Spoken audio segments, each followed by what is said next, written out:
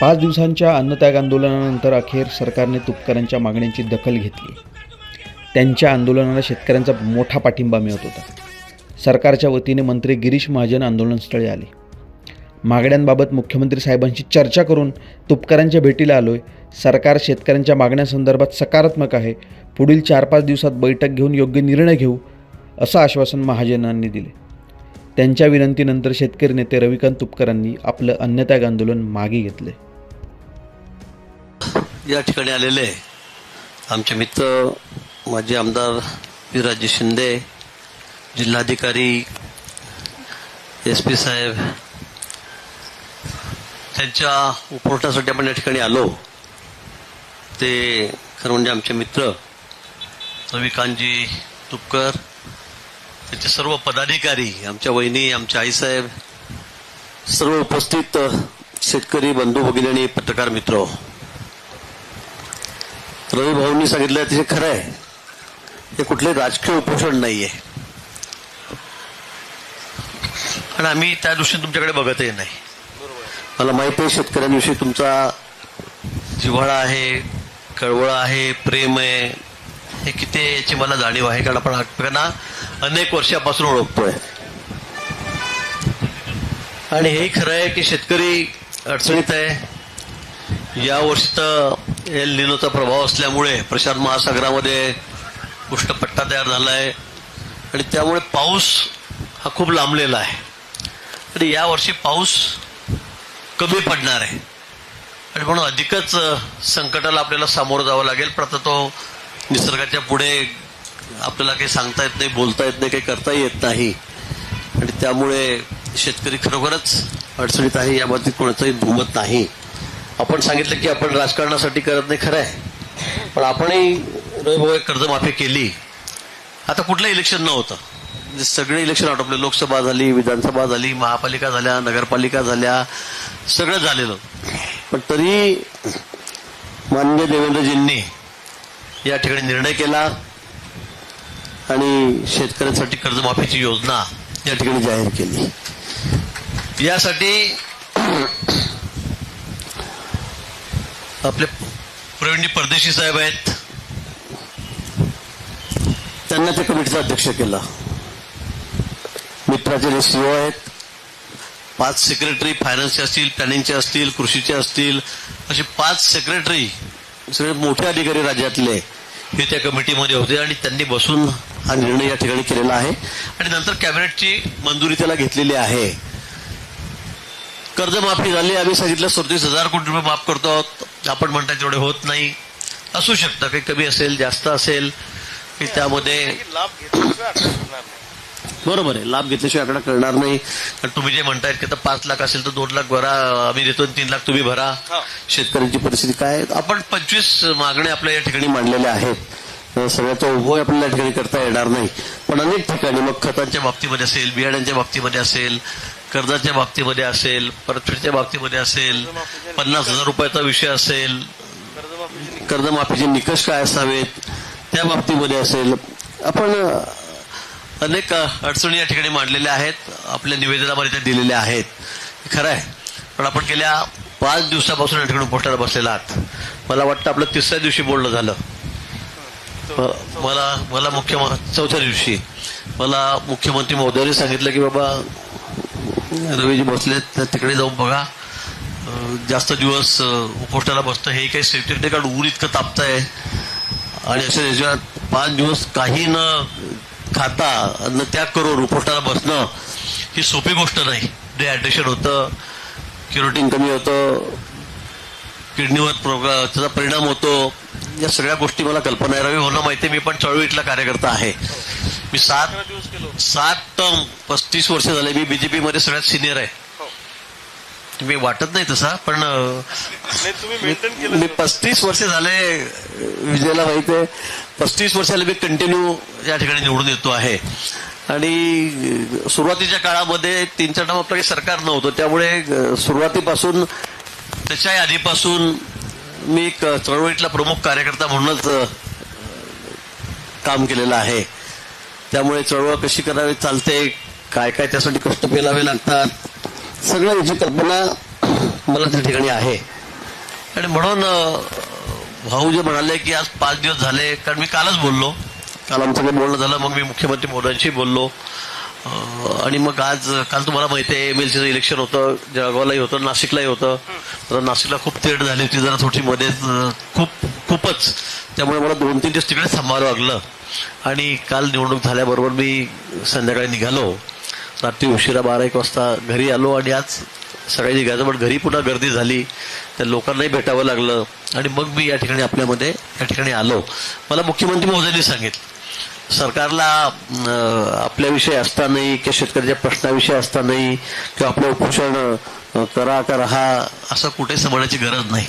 मी परवा पवारांचं उपोषण सोडायला गेलो होतो पंढरपूरला, त्या ठिकाणी मी सांगितलं, मी म्हटलं मी सुद्धा 11 दिवस कापसाला 6,000 रुपये भाव भेटावा म्हणून उपोषणाला बसलो तुझ्या गावाला.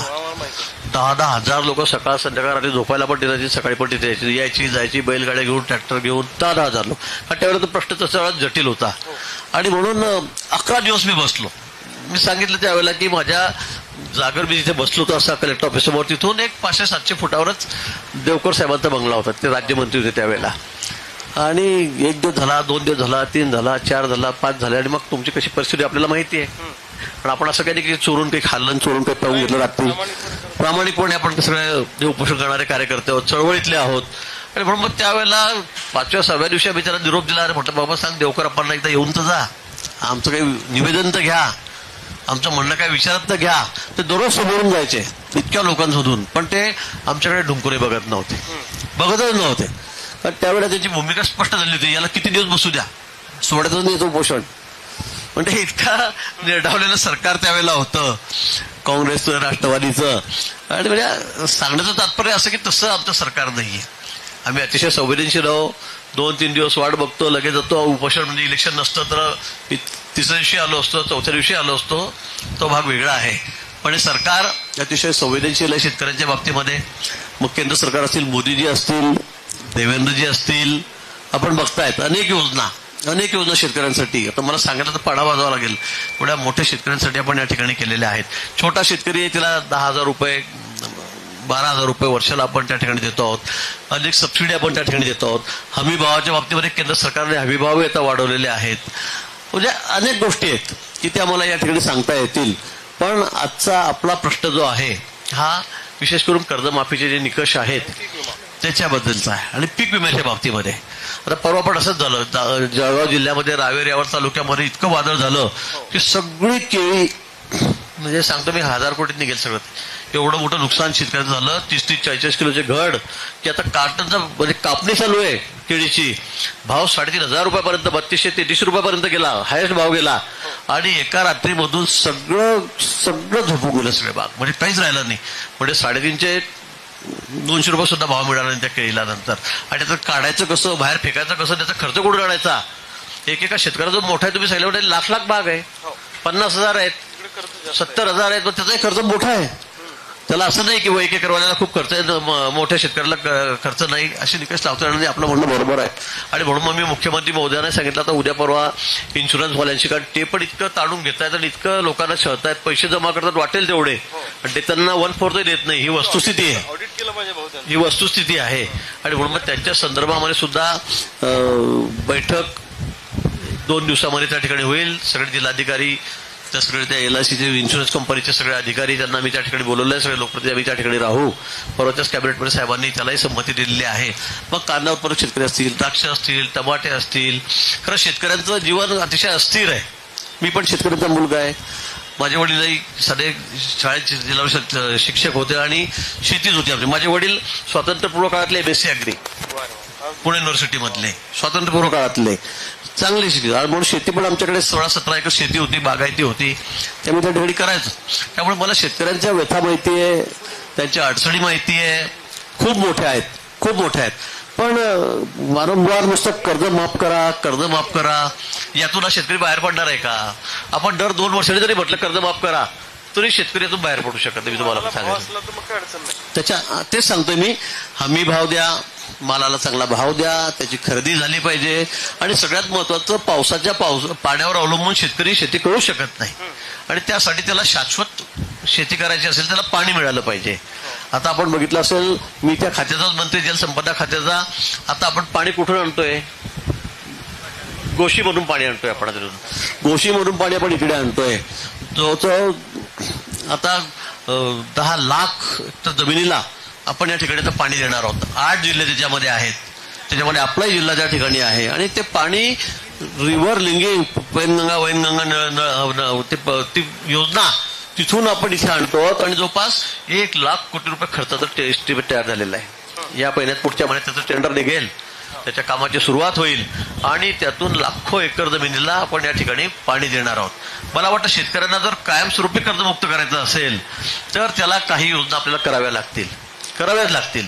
राज्यामध्ये पायाभूत सुविधा द्याव्या लागतील, त्यांना हमी भाव द्यावा लागेल, त्यांना पाणी द्यावं लागेल, कायमस्वरूपी त्यांना पाणी द्यावं लागेल. बटन दाबलं की लगेच पाणी. आणि ही व्यवस्था आपण आता करतोय. मला वाटतं राज्यातली आतापर्यंतची सगळ्यात मोठी योजना आहे 1 लाख कोटी रुपयाची. आता 97,000 कोटी किंमत आहे, पण ती होता जाता ती 1.25 पर्यंत जाईल पूर्ण होईपर्यंत. अशी योजना आपण या ठिकाणी आणतोय. आणि अतिविपुल, ज्या ठिकाणी जास्त पाणी आहे, कारण गोशी खुर्द मला माहिती पाणी वाहून इतकं जातं मोठ्या प्रमाणामध्ये, आणि म्हणून ते पाणी आता आपण इकडे वळवणार आहोत. इथे आणून आपण सगळ्या धरणामध्ये तयार करून त्या ठिकाणी, त्या धरणामध्ये त्या ठिकाणी पाणी थांबवणार आहोत. जी आहेत धरणं त्याच्यामध्ये पूर्ण भरणार आहोत. नवीन आपण धरणं तयार करतो त्यातून.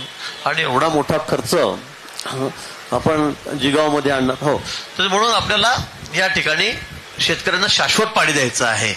त्यासाठी आमचा या ठिकाणी प्रयत्न आहे. इथे आपल्याकडेच नाही तर मराठवाड्यामध्ये आम्ही पाणी देतो, समुद्रातलं. उत्तर महाराष्ट्रामध्ये आणतोय. 30-70-80 हजार कोटीची योजना आहे. 40,000 कोटीची योजना. जवळ 2.5 लाख कोटी रुपये आपण आता फक्त पाणी आणण्यासाठी त्याच्यावर काम चाललेलं आहे. त्याचं टेंडर झालेलं आहे, म्हणजे एस्टिमेट झालेलं आहे. टेंडर प्रोसेसवर आता सगळ्या या योजना या ठिकाणी आहेत की ज्यामुळे शेतकऱ्यांना कायमस्वरूपी काहीतरी दिलासा मिळणार आहे. कारण सरकार काही करत नाही असं समजण्याचं कारण नाही. देशभरामध्ये मोदींच्या नेतृत्वाखाली खूप काही कामं शेतकऱ्यांच्या या ठिकाणी होत आहेत. पण तरी मला माहिती आहे शेतकऱ्यांच्या अडचणी या आहेतच, नाही असं नाही.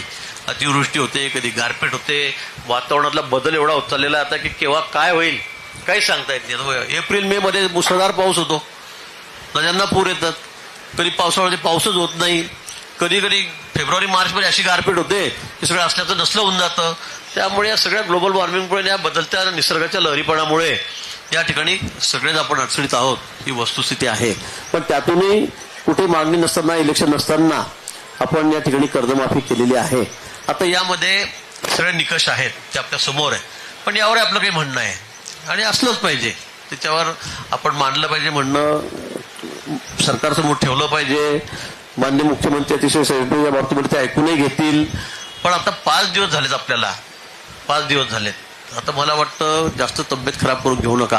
त्याचे दुर्गामी परिणाम असतात. मी भोगलेले आहेत. 11 दिवस मी असाच बसलेलो होतो आणि त्यानंतर मग मला जो त्रास झाला 2-3 वर्ष, मी तो सांगू शकत नाही आपल्या शब्दामध्ये. कारण माझं क्रिएटिन असंच 5व्या-6व्या दिवसापासून कमी व्हायला सुरुवात झाली. आणि नंतर मला अनेक डॉक्टरांनी सांगितलं की हे कायमचं काहीतरी होईल. मग बायको ओरडायला लागली, पोरं करायला लागले, लहान होते त्यावेळेला ते. तर मग सगळेच कार्यकर्ते म्हणे नको असं नको, कारण सरकार आपल्याकडे 11 दिवस झाले ते पाहतच नाही. मग शेवटी मुंडेसाहेब आलेत, देवेंद्रजी होते, सुधीरभाऊ होते, हे सगळे त्या ठिकाणी आले. फुंडकर साहेब त्यावेळेला ते आलेत आणि मग माझं उपोषण त्यांनी सोडलं. पण सरकारने सारा अर्ज सुद्धा आमचा घेतला नाही. असं पत्र घ्या ते सुद्धा हात लावत नव्हते आम्हाला. म्हणजे इतकं निर्ढावलेलं सरकार त्यावेळेला होतं. पण आज तशी परिस्थिती नाहीये. मला 2 दिवस इलेक्शन नसतं तर मी 3ऱ्या दिवशी झालो असतो, याची आपल्याला कल्पना आहे. आणि म्हणून आज 5व्या दिवशी मी या ठिकाणी आलेलो आहे. मी मुख्यमंत्री महोदयांशी बोललेलो आहे. आपल्याबरोबर काय मार्ग करतात. एवढ्या 25 सगळ्या आपल्या मागण्या या ठिकाणी आहेत. अजून 2-3 वर्ष आहेत, तर 30 मागण्या आपल्या या ठिकाणी आहेत आणि रास्त आहेत. मी अजिबात त्या बाबतीमध्ये काही म्हणणार नाही की चुकीच्या आहेत, बरोबर. पण यावर चर्चा झाली पाहिजे. मला असं वाटतं याच्यावर चर्चा होऊन आपल्याला यातून काय मार्ग काढता येतो. कारण हा सगळा अधिकार त्या समितीचा आहे आणि त्याचबरोबर त्याविषयी जास्त मुख्यमंत्री महोदयांचा आहे. मी मुख्यमंत्री महोदयांना विनंती केली आहे की रवी भाऊंना तुम्ही वेळ द्या, त्यांचं शिष्टमंडळ आपल्याकडे येईल, त्यांच्याशी आपण बोलू. आपल्या काय काय मागण्या आहे, काय काय नाही, त्यातून काय करता येण्यासारखं असेल हे सगळ्याच मंजूर होतील, मी असं म्हणणार नाही. आणि आपण आंदोलन करताना अशी अपेक्षा करायची की 25च्या 25 सगळ्या मागण्या मंजूर 100%. काही आता होतील, काही पुढे होतील, पण कुठे ना कुठे शेतकऱ्याला त्यातून दिलासा मिळेल ही आपलीच भावना आहे आणि तीच आमची सुद्धा भावना आहे, सरकारची सुद्धा भावना आहे. आणि म्हणून मी आपल्याला त्या ठिकाणी विनंती करेल की आपण आता उद्या परवापासून अधिवेशन सुरू होत आहे, आपल्याला याची कल्पना आहे. पण साहेबांना मी सांगितलं की तरी त्यातून तुम्ही तो आम्हाला वेळ द्या. आणि म्हणून आपण त्या ठिकाणी मला सांगावं, आपण त्या ठिकाणी बोलू. मी अजून परत उद्या आता साहेब वगैरे आम्ही सगळे मुंबईला आहोत, मग ते चहा पाणी आहे, तुम्हाला माहिती विरोधी पक्षाचं असतं, कॅबिनेट बैठक असते, त्यामध्ये मी वेळ त्या ठिकाणी फायनल करतो. तुम्हाला तात्काळ वेळ द्यायची म्हणजे अधिवेशनामध्येच, चालू अधिवेशनामध्ये 1 तासभर काढून आपण त्या ठिकाणी लवकरच म्हणजे या पहिल्या आठवड्यातच देतोय. म्हणजे असं नाही किंवा पुढच्या आठवड्यात बघू, तिसऱ्या आठवड्यात असं नाही. हा एक 4 दिवस लागेल. समजा सोमवारी पहिला दिवस राहील, मंगळवार बुधवार असं काहीतरी करून आपण एक 3 दिवसावर 4 दिवसामध्ये तुम्हाला मी त्या ठिकाणी वेळ देतो. तुम्हाला एकदम लगेच तात्काळ आधी वेळ देतो. आपलं जसं म्हणणं आहे त्याप्रमाणे तुम्हाला लवकर वेळ देतो. आपण एक 5-7 लोकांचं शिष्टमंडळ घेऊन आलात तरी चालेल. आपण सगळेजण त्या ठिकाणी आपले एक्सपर्ट असतील, ते त्या ठिकाणी आपलं म्हणणं मांडतील आणि सरकारसमोर तुम्ही आपल्या मागण्या मांडा. मी पुन्हा सांगेल की सरकार म्हणजे देवेंद्रजी आहेत, शिंदेसाहेब आहेत, सुमित्राताई आहे, आपलं सरकार आहे आणि शेतकऱ्यांच्या बाबतीमध्ये अतिशय पॉझिटिव्ह आहे. आपण यातून निश्चित मार्ग काढूया, त्यातून चर्चा होईल. यातून जे जे प्रत्यक्ष सरकार असेल ते सरकार निश्चित त्या ठिकाणी करेल. आणि म्हणून मी पुन्हा या ठिकाणी आपल्याला विनंती करतो की आता 5 दिवस झालेले आहेत, आपल्याला पुढे अजून खूप काम करायचं आहे. आपण चळवळीतले कार्यकर्ते आहोत. एकदा जर कुठला पार्ट डॅमेज झाला तर मग आपल्याला खूप काही काम पुढे आयुष्यात करता येणार नाही. हा माझा अनुभव आहे. आणि म्हणून मला असं वाटतं की आपण आज या ठिकाणी आमच्या विनंतीला मान देऊन उपोषण सोडावं. आपल्या मागण्यांच्या बाबतीमध्ये सरकार निश्चित योग्य या सगळ्या गोष्टींचा विचार करेल, सगळ्या गोष्टींचा विचार या ठिकाणी करेल आणि आपण त्यातून काही ना काही मार्ग काढून शेतकऱ्यांना कसा दिलासा मिळेल यासाठी आपण या ठिकाणी प्रयत्न करूया. आणि म्हणून पुन्हा मी आपल्याला विनंती करेल की आपण या ठिकाणी हे उपोषण आपलं आहे ते सोडावं. एक 2 दिवस 3 दिवस आराम करा आणि नंतर मग मुंबईला आम्ही तुम्हाला तारीख देतो. तारीख येऊन आपण त्या ठिकाणी आपलं काय म्हणणं असेल मुख्यमंत्री महोदयांसमोर, समितीचे अध्यक्ष प्रवीण परदेशी त्यांच्यासमोर आपण त्या ठिकाणी मांडावं आणि त्यात निश्चित आपण चांगला योग्य मार्ग या ठिकाणी आपण काढू.